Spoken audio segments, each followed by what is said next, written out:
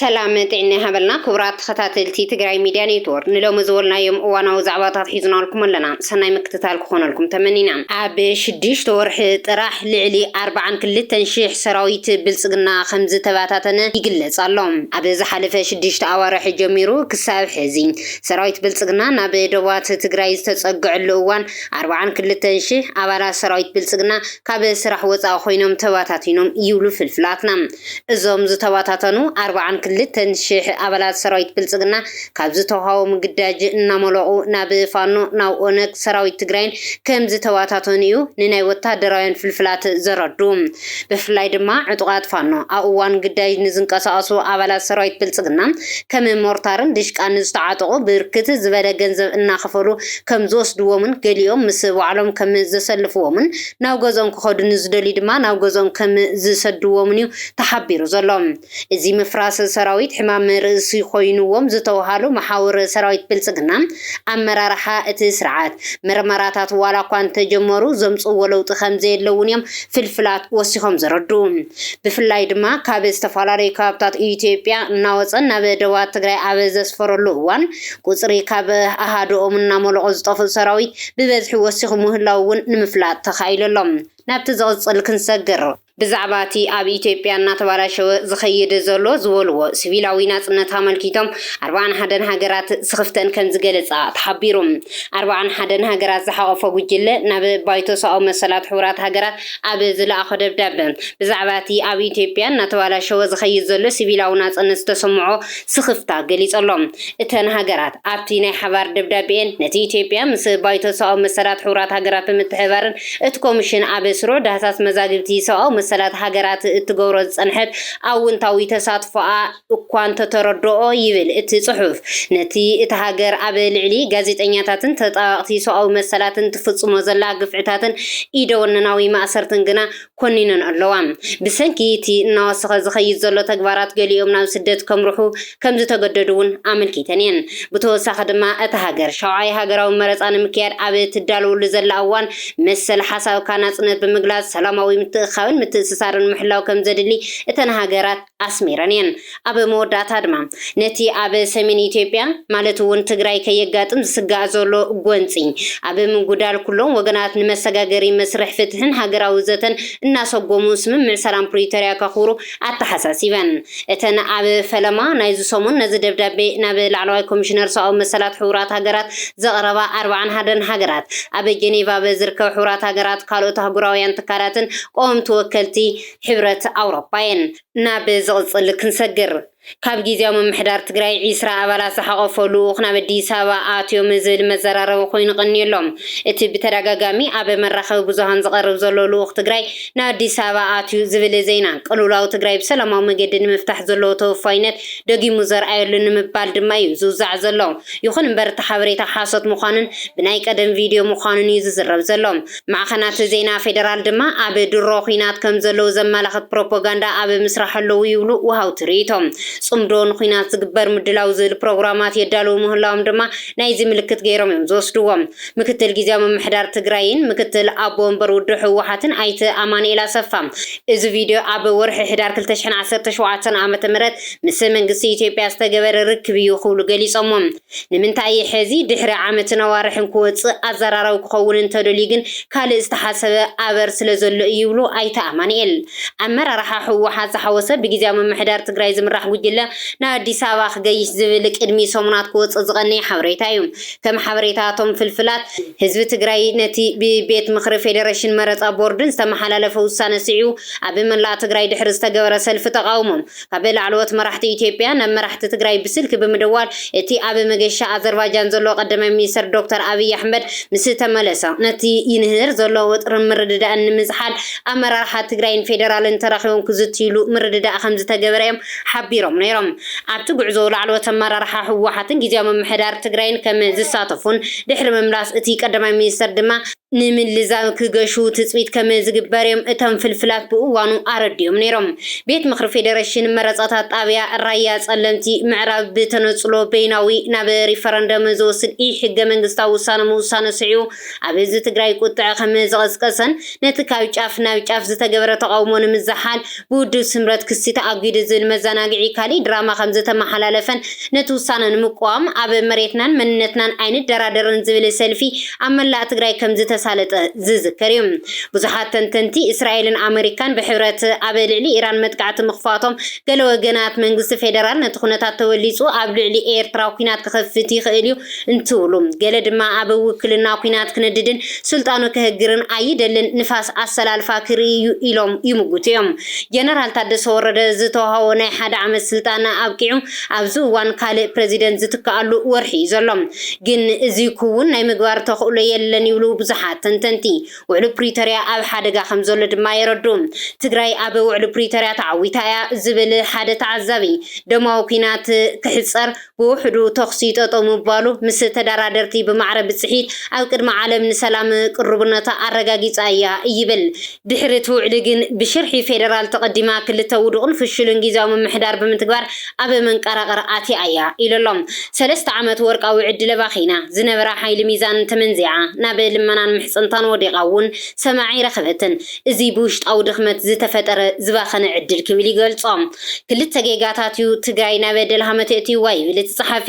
ሕወሓት ኣብ ውዕሊ ፕሪቶርያ ማዕረ ምርጫ ነይርዎም። በቲ ውዕሊ መሰረት እውን ጊዜያዊ ምምሕዳር ክምስረት እንከሎ መንግስቲ ፌደራል ብፅሒት ኣይደልን ኩሉ ባዕልኹም ኣመሓድሩ ክብል እንከሎ ኣይፋል ብሓደ ንዓ ትግራይ ኣመሓድር ብፅሒት ምሕደራኻ ውሰድ ክበሃል ነይርዎም። ብስልጣን ስስዕን ብወንበር ዝዓወረ መሪሕነት ትግራይ ኣንዊሑ ብዘይምእማቱ እቲ ተጻውኦ ኣብ መንጎ ሕወሓትን ፌደራልን ክኾን ዝነበረ እቲ ስልጣን ስለ ዝባሓቶ ነንርእሱ ክናቆርን ክበታተኽን ዕድል ፈጢሩ እዩ ይብል። እቲ ካልኣይ ምክንያት ዝበሎ መደራደሪ ነጥቢ ውዕሊ ይከታተሉ ኣብ ዝነበረሉ እዋን ዶክተር ደብረጽዮን ሽማግለ ኣየድልየናን ምስ ፌደራል ባዕልና ክንረዳዳ ኢና ኣሸማገልቲ ብምባል እግሮም ክስሕቡን ንፌደራል ድማ ጽቡቕ መጻወቲ ካርታ ብምቕባል ካሊእ ዕድል ኣባኺኑ ይብል። ድሕርቲ ዝባኸነ ዕድል ልመና ምሕፅንታ ከፈር ደብዳቤ ናብ ኣሸማገልትን ተደራደርትን እናቐረበ እውን ሰረቱ ስለ ዝሰሓተም ፍረ ኣልዎ ኮይኑ እንሆ ትግራይ ትጋዓርያ ዘላ ይብል። መንግስቲ ፌደራል ኢድኩም ሃዊሉ ዝጀመሮ ውዕሊ ነቲ ናይ መራሕቲ ትግራይ ድኽመት ተወሊጹ ነቲ ብደምን መስዋዕትን ጀጋኑ ትግራይ ዝተፈረመ ውዕሊ ብብልጫ መንዚዑ ከም ዝሰዓረ ሕዚ እውን ነቲ ኩዕሶ ሰላምን ተጻውኦን ኣብ ኢዱ ከም ዘሎን ልቡ ሰንዲሑ ክዛረብ ዕድል ፈጢሩሉ ሕዚ እውን ካብ መንቀራቐር ንወፀሉ ሳልሳይ ዕድል ኣብ ቅድሚና ኣሎ ይብል እቲ ጸሓፊ ወሲኹም። ሕወሓት ኮነ ጊዜያዊ ምምሕዳር ነቶም ክልተ ግዜ ዝተፈጠሩ ጊዜያዊ ምምሕዳር ኣብ ግምት ብምእታው መንግስቲ ፌደራልን ሕወሓትን በብብፅሒቶም ዝመርሕዎ ናይ ሓባር ጊዜያዊ ምምሕዳር ክምስረት ኣለዎም። መንግስቲ ፌደራል ሕወሓትን በብብፅሒቶም ዝመርሕዎ ናይ ሓባር ጊዜያዊ ምምሕዳር ክምስረት ኣለዎም። እዚ ነቲ ሰበብ ዝድርድር ዘሎ በዓል ዋና ዝገብር ሕቶታት ትግራይ ክምለስሉ ዕድል ዝፈጥር ዝባኸነ ግን ሕዚ እውን ከም መካሓሲ ክገብር ዝግብኦ ዕላዊ ሓቂ እዩ ይብል። እቲ ካልኣይ ዝበሎ መማረፂ ድማ ካብ ናይ ውልቀ ጉጅለ ድሌትን ብምውፃእ ኩሎም ውድባዊ ሲቪክ ማሕበራትን ዝሳተፍሉ ሓቋፋይ ምምሕዳር ምምስራት እዩ። ቀንዲ ዋኒና ቀጻሊ ፕሬዚደንት ትግራይ መን ክኾን ይኽእልን ዝብል በቶም ዝተገለጹ ክልተ ምኽንያታት መን ክኾን ከም ዝኽእል ምግማቱ ከቢድ እዩ። ብድሌት ፌደራልን ሕወሓትን ዘሎ ዝምባል ግና ምምልካት ይከኣል እዩ። ከም ሓበሬታ ፍልፍላት ኣብ መንጎ ትግራይን ፌደራል ኩናት እንተተወሊዑ እሞ ብልጽግና እንተተዓዊቱ ዶክተር ኣብርሃም በላይ ዳግም ዕድል ክወሃቦ መንግስቲ ፌደራል ከም ዝደሊ ገለ ፍልፍላት ይእሙት እዮም። ብልጽግና ክልተ ሰናርዮ ኣለዎ ዝብሉ ካልኦት ድማ ሕወሓት ብጥይትን ስልትን ክውቃዕ ኣለዎ ዝብል ገምጋም ብብልጽግና ከም ዝኾነ እዮም ዝገልጹ። ሕወሓት ነፂልካ ብምውቃዕ ህዝቢ ትግራይ ኣብ ጎኒ ብልጽግና ክስለፍ ምግባር ይከኣል እዩ ዝብል ገምጋም ፓርቲ ብልጽግና ደምዲምዎ እዩ። እቲ ፓርቲ ከም ዝገምገሞ ኣብ ገጠር ትግራይ ዘሎ ሓረስታይ ገሊኡ ብሽም ደቁ ገሊኡ ድማ ብኔትወርክ ኣብ ጽላል ውድብ ሕወሓት ክዓስል ተገይሩ እዩ ዝበለቱ ውድብ ድማ ብኣንጻሩ ኣብ ከተማ ዘሎ ህዝባዊ ለውጢ ደላይ ሕቶታትን ሰናይ ምምሕዳር ልምዓትን እንተተመሊሶም ንብልጽግና ድጋፉ ዝህብ ደላይ ሰላምን ለውጥን ህዝቢ ተፈጢሩ እዩ ዝብል ገምጋም ሒዞ ዘሎም ኣብ ትግራይ ፍሉይ ናይ ቃልሲ ኣንፈት የድሊ ዝብል ብልጽግና ንተቃወምቲ ፓርቲታት ድጋፍ ብምሃብ ብልጽግና ዝመርሖ ፖለቲካዊ ኢኮኖሚ ንምፍጣር ብህጹጽ ክትግበር ኣለዎ ዝብል ጻውዒት ገምጋሚ ንምቁጽጻር ዘኽእል ጥጡሕ ባይታ ንምፍጣር ጉልበትን ተኽእሎን መንግስቲ ፌደራል ዘረጋግጹ ስልኪ ምዕጻው ባንክታት ምድስካል መብራህቲ ምጥፋ ደሞዝን ነዳድን ንሓፂር ግዜ ብምኽልካል እቲ ደላይ ሰላምን ለውጥን አንጻር ህወሓት ክለዓል ምግባር ይከኣል እዩ ይብሎም ህዝቢ ትግራይ ንብልጽግና ከይቕበል ዝተገበረ ብፕሮፓጋንዳ ህወሓት ጥራይ እንተይኮነስ ኣብቲ እዋን ኩናት ብዝተፈጠረ ስሕተት ብምዃኑ እዚ ጌጋ ክድገም የብልን ዝብል ኣንፈት ከም ዘቐመጠ እውን ፍልፍልና ይሕበር ኣብ ማእኸላይ ኮሚቴ ህወሓት ለውጥ ዝድግፉ ኣመራርሓ ስለ ዘለው ባንኪ ኣካውንቶም ከይዕፀ ጌርና ኢና ዝበለ እቲ ኣብ ቀረባ እዋን ብልጽግና ዘካየደ ገምጋም ሕዚ እውን ተወሳኺ በጀት ንኣመራርሓ ሰራዊትን ፖለቲካዊ መራሕትን ብምምዳብ ኮርዮም ንዝበልዎም ኣመራርሓ ህወሓት ብምንጻል ነቲ ኩናት ኣብ ዝሓፀረ እዋን ክጠናቀቕ ምግባር ምስ ኤርትራ ዘሎ ጉዳይ ብድርድር ወይ ድማ ብምድምሳስ ክውገን ኣለዎ ዝብል ኣንፈት እዩ ከም ዘቐመጠ ዝሕበር ህወሓትን ፋኖን ቀንዲ ውሽጣዊ ጸላቲ ስልጣን ብልጽግና እዮም ዝብል እቲ ገምጋም ካብ ኤርትራ ንምንጻል ህዝቦም ሓራን ትግራይን መሓዝ የድሊ ዝብል እውን ኣብ ስምምዕ ተበፂሕሉ እዩ መረፃ ትግራይ ብዓወት ብልጽግና ንምኽንባት ፈለማ ኔትወርክ ህወሓት ክበጣጠስ ኣለዎ ህወሓት ብጥይት ወይ ብብልሓት ክሰዓር ኣለዎ ዝብል ገምጋም ከም ዝተገበረ እዮም ዝገልጹ ካብ ትግራይ ተደፊኦም ዝወፁ ደገፍቲ ብልጽግና ተጋሩ ኣብ ኩናትን ልምዓትን ክመርሕዎ ንጹር ትልሚ ክወፀሉ ከም ዝተሓበረ እውን ኣንፊቶም እዮም ግዜያዊ ምምሕዳር ትግራይ ዝተዋሃበሉ ወቅቱ ኣይዕወተን ሽምግልናን ጸጥን ይበዝሕ እንተኮይኑ ኣመራርሓ ህወሓት ብዝበለፀ ንምክፍፋል ናይተ ዓለም ገብረ ዋህድ ዝቕፅል ፕሬዚደንት ንምግባር ሓሳብ ከም ዝተለዓለን ብኩናት ፌደራል እንተተሳዒሩ ግና ዶክተር አብርሃም በላይ ዳግም ዕድል ክወሃቦ ጀነራል ጻድቃን ሓላፊ ጸጥታ ትግራይ ክኾን ዕላው ዘተ ከም ዝተገበረን ኣይተ ጌታቸው ረዳን ጀነራል ታደሰ ወረደን ግና ተልእኮ መንግስቲ ፌደራል ዘፍሸሉ ኮይኖም ከም ዘለዉ እውን ኣብ ገምጋም ብልጽግና ካብ ዝተረኣዩ እዮም በቲ ዝቕፅል ዘሎ ኣይ ሰላማዊ ኩናት ግና ህወሓት ብዝበለፀ ንምድኻም ኣይተ ጌታቸው ረዳን ጀነራል ታደሰ ወረደን ዘይወገንዎ ዕላማታት ፌደራል ንምዕዋት ኣብ ትግራይ ልዑል መሓውርን ተቐባልነትን ክህልዎ ለውጢ ኣብ ምቕባል እውን ኣየጸግምን ተባሂሉ ተገሚቱ ተኣሚቱን ዘሎ ኣይተ ዓለም ገብረ ዋህድ ምዃኑ እዩ እቲ ጽሑፍ ዘንፍት እዚ ብዓይኒ ስልሒት መንግስቲ ፌደራል እምበር ውልደተይን ሞተይን ህወሓት ዝብል ቅዋም ዘለዎ ኣይተ ዓለም ይቕበሎ ይነጽጎ ዝብል ግን ንግዜ ዝግደፍ ሕቶ እዩ ህወሓት ከና ኣይተ ዓለም ትቕበሎ ዶ ዝብል ሞጎት ናብ ግዜያዊ ምምሕዳር ኣማኻሪ ጀነራል ታደሰ ወረደ ክኾን ምስተሓረ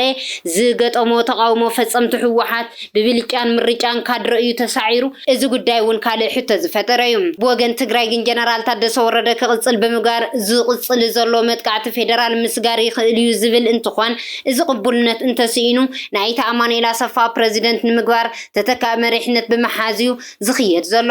እዚ ኩናት እንተዘይተወሊዑ ማለት እዩ ኩናት እንተተወሊዑ ትግራይ ናብቲ ቅድመ ኩናት ተመሊሳ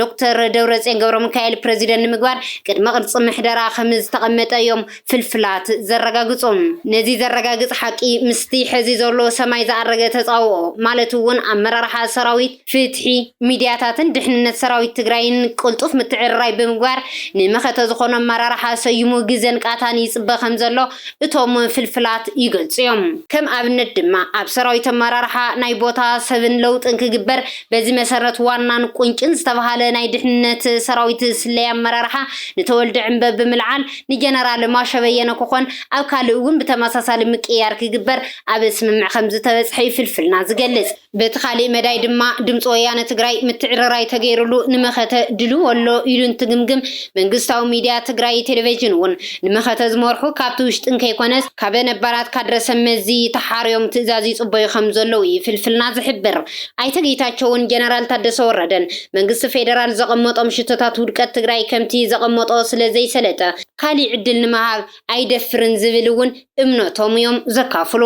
እቲ ዘሕዝን ግን ይብል እቲ ተዓዛባይ ወሃው ርእይቶም እቶም ኣመራርሓ ድሌታት ትግራይ እውን ዘዋኽኑን ዝዓየኑን ምዃኖም ብፈታውን ጸላእን እንትርፍ ወቐሳ ሞሳ ይረኸውን ይብል ጀነራል ታደሰ ወረደ ዘመነ ስልጣኑ ከብቅዕ ሓደ ወርሒ ይቐርዮም ይቕፅል ዶ ይቕየር ብመንፅር ድሌት ፌደራል ዝውሰን እኳ እንተኾነ እቲ ብድሆ ካልኣይ ዕፃ ይህቦ ዶ ዝብል ግን ዘጠራጥር እዩ